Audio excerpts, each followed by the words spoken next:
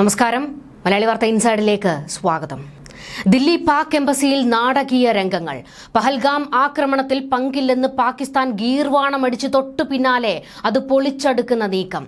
ഡൽഹിയിലെ പാകിസ്ഥാൻ ഹൈക്കമ്മീഷൻ ഓഫീസിലേക്ക് കേക്കുമായി ഒരു യുവാവെത്തി. ഇന്ത്യയുടെ വേദന കേക്ക് മുറിച്ച് ആഘോഷിക്കുന്ന അധമക്കൂട്ടം. അതും ഇന്ത്യൻ മണ്ണിലിരുന്ന് അവന്മാർ പിണ്ടച്ചോറ് തിന്നുന്നു. രോഷം കൊണ്ട് ദില്ലിയിലെ പാക് എംബസി വളഞ്ഞിരിക്കുകയാണ് ജനങ്ങൾ. നിന്നെയൊക്കെ അതിനുള്ളിലിട്ട് കത്തിക്കുമെന്ന് മുദ്രാവാക്യം വിളികൾ ഉയർന്നു. നീയൊന്നും ജീവനോടെ ഇന്ത്യൻ മണ്ണിൽ നിന്ന് പോകില്ല എന്ന് പ്രദേശത്തേക്ക് തടിച്ചുകൂടിയവർ പൊട്ടിത്തെറിക്കുന്നു. പഹൽഗാം ആക്രമണത്തിന് 2 ദിവസത്തിന് ശേഷം അതിന്റെ അലയൊലികൾ, അതായത് 2 രാജ്യങ്ങൾ തമ്മിലുള്ള നയതന്ത്ര ബന്ധം പാടെ തകർന്നു നിൽക്കുന്ന സമയത്താണ് പാകിസ്ഥാൻ ഹൈക്കമ്മീഷനിലേക്ക് കേക്കുമായി ഒരാൾ എത്തിയത്. ഇതെന്തിനാണ് എന്ന ചോദ്യത്തിന് അയാൾ പ്രതികരിച്ചില്ല. മാധ്യമങ്ങൾ വളഞ്ഞപ്പോഴും ഒരു കൂസലുമില്ലാതെയാണ് ഇയാൾ കേക്കുമായി അകത്തേക്ക് പോയത്. വിസ റദ്ദാക്കുന്ന സാഹചര്യത്തിൽ സഹായം തേടി ഹൈക്കമ്മീഷനിലേക്ക് പാക് പൗരന്മാർ എത്തുന്നുണ്ട്. കേക്ക് എത്തിച്ചത് പാക് ഉദ്യോഗസ്ഥരുടെ ആഘോഷങ്ങൾക്കോ എന്ന ചോദ്യവും പ്രസക്തമാണ്. തുടർന്ന് ഓഫീസിനു മുന്നിൽ നാടകീയ സംഭവങ്ങളാണ് അരങ്ങേറിയത്. മാധ്യമങ്ങൾ കേക്കുമായി എത്തിയ ആളോട് സംസാരിക്കാൻ ശ്രമിച്ചു. പക്ഷേ അയാൾ കേക്ക് അകത്തേക്ക് കൊണ്ടുപോകുന്ന അവസരത്തെക്കുറിച്ച് ഒന്നും തന്നെ പ്രതികരിച്ചില്ല. എന്തിനു വേണ്ടിയാണ് ഈ ആഘോഷം എന്ന് ആവർത്തിച്ച് മാധ്യമങ്ങൾ ചോദിച്ചപ്പോഴും ഒരു കൂസലുമില്ലാതെ ഇയാൾ അകത്തു കൊടുക്കാനാണെന്ന മറുപടി മാത്രം പറഞ്ഞു. മാധ്യമങ്ങൾ ഏറെ നേരം കാത്തുനിന്നുവെങ്കിലും കേക്കുമായി അകത്തേക്ക് പോയ യുവാവിനെ പിന്നീട് പുറത്തേക്ക് കണ്ടില്ല. അയാൾ പാക് എംബസിയിലെ ഉദ്യോഗസ്ഥനാണോ അതോ പുറത്തുനിന്ന് വന്ന ആളാണോ എന്ന് വ്യക്തമായിട്ടില്ല. കേക്ക് ആരാണ് ഓർഡർ ചെയ്തത്, ആർക്ക് വേണ്ടിയാണെന്ന് പറയാൻ പോലും ഇയാൾ തയ്യാറായില്ല. അകത്തേക്ക് കയറി പോകുമ്പോഴും മാധ്യമങ്ങൾ വളയുമ്പോഴുമെല്ലാം ഇയാൾ ഫോണിൽ സംസാരിക്കുകയായിരുന്നു. ഒരു കാര്യം ഉറപ്പിച്ചു പറയാം, എംബസി ഉദ്യോഗസ്ഥർ പഹൽഗാം ആക്രമണം ആഘോഷിക്കുകയാണ് അക്ഷരാർത്ഥത്തിൽ ചെയ്തിരിക്കുന്നത്. ആരുടെയും ബർത്ത്ഡേയോ അല്ലെങ്കിൽ മറ്റെന്തെങ്കിലും വിശേഷമോ ഉള്ളിൽ നടക്കുന്നില്ലല്ലോ. 2 രാജ്യങ്ങൾ തമ്മിൽ നയതന്ത്ര വിള്ളലുണ്ടായിരിക്കെ ആരുടെയെങ്കിലും ജന്മദിനമാണെങ്കിൽ പോലും, അതും ഒരാക്രമണം നടന്നിരിക്കുന്ന ഘട്ടത്തിൽ കേക്ക് കട്ട് ചെയ്ത് ആഘോഷം നടത്തില്ലല്ലോ. മനുഷ്യത്വമുള്ളവർ അങ്ങനെ ചെയ്യില്ല. പിന്നെ ജന്മദിനത്തിൽ കേക്ക് കട്ട് ചെയ്യുന്ന പോലത്തെ ആചാരങ്ങൾ പാടില്ലെന്നാണല്ലോ ഇവരുടെ ആചാരം. അപ്പോൾ കേക്ക് കട്ട് ചെയ്ത് മധുരം കഴിച്ച് ഇന്ത്യയുടെ വേദന ആഘോഷിച്ച നെറികേടാണ് ദില്ലിയിലെ പാക് എംബസിയിൽ നടന്നിരിക്കുന്നത്. ഇതൊരു തരത്തിലും പൊറുക്കാൻ കഴിയുന്നതല്ല. ജനങ്ങളെ, അതായത് ഇന്ത്യക്കാരെ വീണ്ടും പ്രകോപനത്തിലേക്ക് തള്ളിവിടുന്ന, പ്രകോപിപ്പിക്കുന്ന നീക്കമാണ് പാക് എംബസിയിൽ നിന്ന് ഉണ്ടായിരിക്കുന്നത്. ഹൈക്കമ്മീഷൻ ഓഫീസിന് പുറത്ത് വലിയ ജനക്കൂട്ടം തടിച്ചുകൂടി. പാകിസ്ഥാൻ മുർദാബാദ് തുടങ്ങിയ മുദ്രാവാക്യങ്ങൾ പ്രകടനക്കാർ വിളിച്ചു. കഴിഞ്ഞ ദിവസം രാത്രി മുതൽ എംബസിക്ക് കനത്ത സുരക്ഷ ഒരുക്കിയിരിക്കുകയാണ്. കൂടുതൽ ബാരിക്കേഡുകൾ സ്ഥാപിക്കുകയും പോലീസുകാരെ വീണ്ടും ഇവിടേക്ക് ഇറക്കുകയും ചെയ്തിട്ടുണ്ട്. എംബസിക്ക് അകത്തേക്ക് കയറാൻ പ്രതിഷേധക്കാർ ശ്രമിച്ചു. എന്നാൽ പോലീസ് ഇവരെ തടയുകയായിരുന്നു. ഇന്ത്യയിലുള്ള പാക് പൗരന്മാരോട് 48 മണിക്കൂറിനുള്ളിൽ പുറത്തു പോകണമെന്ന് ഉത്തരവിട്ടിരിക്കുകയാണ് കേന്ദ്ര സർക്കാർ. ഈ തീരുമാനം വന്നതിന് പിന്നാലെ പാക് പൗരന്മാർ എംബസിയിലേക്ക് എത്തിക്കൊണ്ടിരിക്കുകയാണ്. ഇന്ത്യ വിടുന്നതിലുള്ള രേഖകളുമായിട്ടാണ് ഇവർ എത്തുന്നത്. നിയമസഹായങ്ങൾ തേടുന്നതിനും മറ്റും വേണ്ടിയാണ് പാക് പൗരന്മാർ ഇവിടേക്ക് ഇരച്ചെത്തിക്കൊണ്ടിരിക്കുന്നത്. അതിനിടയിലാണ് ഒരു യുവാവ് കേക്കുമായി എത്തിയത്. എംബസിയുടെ പുറകുവശത്തെ ഗേറ്റിലൂടെയാണ് അയാൾ അകത്തേക്ക് പ്രവേശിച്ചത്. ഇത് ഇന്ത്യയെ പ്രകോപിപ്പിക്കുന്നതിന് വേണ്ടിയല്ലെങ്കിൽ എന്തിനാണ്? പാക് എംബസി ഉദ്യോഗസ്ഥർ നെറികേട് ആവർത്തിക്കുകയാണ്. ഇന്ത്യയിലുള്ള പാക് പൗരന്മാർ ഇപ്പോൾ ഭയപ്പെട്ടിരിക്കുകയാണ്. ജീവൻ എന്തെങ്കിലും ആപത്തുണ്ടാകുമോ, തങ്ങൾക്ക് എന്തെങ്കിലും രീതിയിലുള്ള ആക്രമണങ്ങൾ നേരിടേണ്ടി വരുമോ എന്നൊക്കെയുള്ള ഭയം അവരെ അലട്ടുന്നുണ്ട്.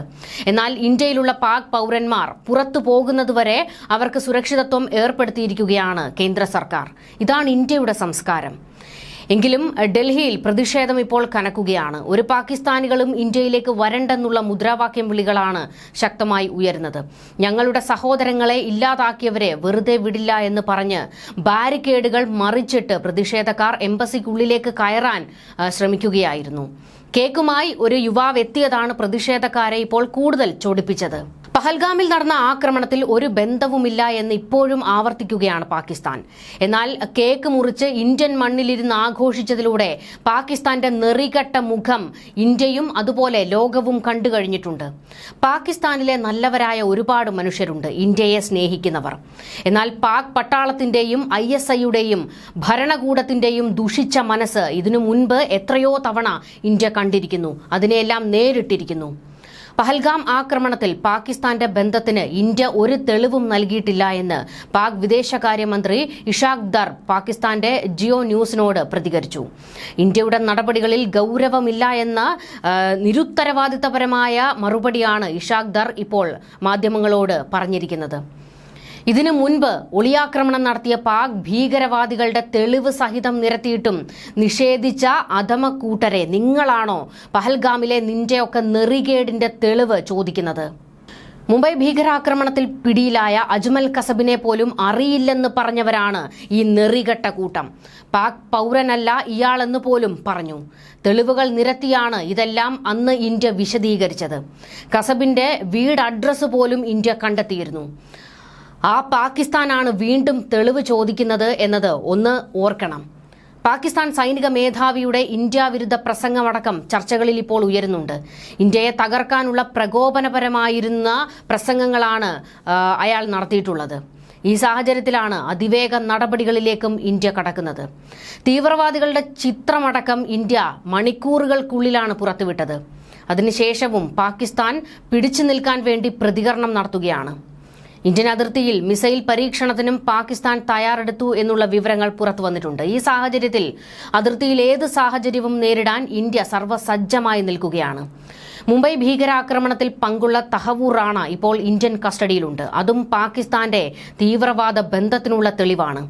റാണയെ ചോദ്യം ചെയ്ത അമേരിക്കയ്ക്കും എല്ലാം കൃത്യമായി തന്നെ അറിയാം. അതായത് ഇന്ത്യയിൽ അന്ന് മുംബൈയിൽ ഭീകരാക്രമണം നടത്തിയ തഹവൂർ റാണ കൂട്ടരും ലക്ഷ്യമിട്ടതിന്റെ എല്ലാ തെളിവുകളും ഉൾപ്പെടെയാണ് പാകിസ്ഥാനെതിരെ ഇന്ത്യ സമർപ്പിച്ചതും അതെല്ലാം സത്യം തന്നെയാണെന്ന് അമേരിക്കൻ കോടതിയിൽ അമേരിക്കൻ ഭരണകൂടം പറഞ്ഞതും. ഇതിനിടെ പഹൽഗാം ആക്രമണത്തിൽ ഹമാസ് ഘടകവും ചർച്ചകളിൽ ഇപ്പോൾ എത്തുകയാണ്. ഒരു വർഷത്തിനിടെ ഹമാസിന്റെ മുതിർന്ന നേതാക്കൾ പാകിസ്ഥാനിൽ പലതവണ സന്ദർശനം നടത്തി എന്നതിന് വ്യക്തമായ തെളിവുകൾ ഇന്റലിജൻസിന് ലഭിച്ചിട്ടുണ്ട്. ഹമാസ് സംഘം അടുത്തിടെ ബഹവൽപൂരിലെ ജെയ്ഷെ മുഹമ്മദിന്റെ ആസ്ഥാനം സന്ദർശിച്ചിരുന്നു. ഇതിനൊപ്പം അതിർത്തിയിലെ തന്ത്രപ്രധാന പാക് സൈനിക കേന്ദ്രങ്ങളും ഹമാസ് നേതാക്കൾ സന്ദർശിച്ചു എന്നാണ് സൂചനകൾ. ശക്തമായ തെളിവുകൾ ലഭിച്ചാലേ വിഷയം അന്താരാഷ്ട്ര തലത്തിൽ ഉയർത്തിക്കൊണ്ടുവരുവാൻ ഇന്ത്യക്ക് കഴിയുകയുള്ളൂ. ഇതിനിടെ പഹൽഗാമിലേത് ഹമാസ് ഒക്ടോബർ 7-ന് ഇസ്രയേലിൽ നടത്തിയ ആക്രമണത്തിന് സമാനമാണെന്ന് മുൻ പെന്റഗൺ ഉദ്യോഗസ്ഥൻ മൈക്കൽ റൂബിൻ വിശദീകരിക്കുന്നുണ്ട്. ഒരു പ്രത്യേക മതവിഭാഗത്തെ മാത്രം തെരഞ്ഞുപിടിച്ച് ആക്രമിക്കുന്ന രീതിയായിരുന്നു ഹമാസ് സ്വീകരിച്ചത്. ജൂതന്മാരെയാണ് ഹമാസ് തെരഞ്ഞുപിടിച്ച് ആക്രമിച്ചത്. പഹൽഗാമിലെ ആക്രമണത്തിൽ ജീവൻ നഷ്ടമായതിൽ ഒരാൾ ഒഴികെ മറ്റെല്ലാവരും ഹിന്ദുക്കളായിരുന്നു. ഭീകരരുടെ കയ്യിൽ നിന്ന് തോക്ക് പിടിച്ചുവാങ്ങി തിരിച്ചാക്രമിക്കാൻ ശ്രമിച്ച കുതിരസവാരിക്കാരൻ സയ്യിദ് ആദിൽ ഹുസൈൻ ഷാ മാത്രമാണ് കൊല്ലപ്പെട്ടവരിലെ ഏക മുസ്ലിം. മറ്റുള്ളവരുടെ എല്ലാം പേര് ചോദിച്ച് ഹിന്ദുക്കളെന്ന് ഉറപ്പുവരുത്തിയ ശേഷം കൊലപ്പെടുത്തിയതാണ് എന്നാണ് റിപ്പോർട്ടുകൾ. ഇത്തരമൊരു സാഹചര്യത്തിൽ ഹമാസിനെതിരെ ഇസ്രയേൽ നടത്തിയതുപോലെയുള്ള ഒരു തിരിച്ചടി പാകിസ്ഥാനെതിരെ ഇന്ത്യ നടത്തുകയാണ് വേണ്ടത് എന്ന് മൈക്കൽ റൂബിൻ വിശദീകരിക്കുന്നുണ്ട്. സത്യസന്ധമായി പറഞ്ഞാൽ ഇസ്രയേൽ ഹമാസിനോട് ചെയ്തതുപോലെ പാകിസ്ഥാനോടും അവരുടെ രഹസ്യാന്വേഷണ ഏജൻസിയായ ISIയോടും ഇന്ത്യ ചെയ്യുകയാണ് വേണ്ടത് എന്നാണ് മൈക്കൽ റൂബിൻ വിശദീകരിച്ചത്. പാകിസ്ഥാന്റെ പടിഞ്ഞാറ് ബലൂചിസ്ഥാൻ ലിബറേഷൻ ആർമിയോടും തഹരീക്കെ താലിബാൻ പാകിസ്ഥാനോടും ഏറ്റുമുട്ടിയ ക്ഷീണത്തിലാണ് പാകിസ്ഥാൻ സൈന്യം. ഒരാഴ്ച മുൻപാണ് Pakistan army chief general Asim Munir Kashmir സംബന്ധിയായി ചില പരാമർശങ്ങൾ നടത്തിയത്. കശ്മീർ പാകിസ്ഥാന്റെ കർണ ഞരമ്പാണെന്നും ലോകത്തെ ഒരു ശക്തിക്കും കശ്മീരിനെ പാകിസ്ഥാനിൽ നിന്ന് വേർപെടുത്താനാവില്ല എന്നുമായിരുന്നു ഇയാൾ പ്രതികരിച്ചത്.